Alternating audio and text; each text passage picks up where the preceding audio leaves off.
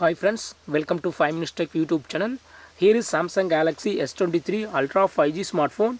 In this video, you will learn how to increase or decrease ringtone volume and other volumes in your phone Samsung Galaxy S23 Ultra 5G.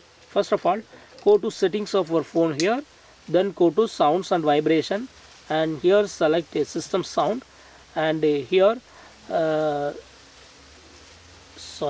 go back, and here you have to choose volume. Don't choose system sound, choose volume, and here this is ringtone volume. Okay, if you would like to increase ringtone volume, you have to move this part to the right side. If you would like to decrease ringtone volume, move this part to the left side. Okay, in the similar way you can increase or decrease media volume here, and this is notification volume, this is system volume. You have also other option to increase or decrease ringtone volume and other volume. Just press volume down button or volume up button, and it will show the media volume first.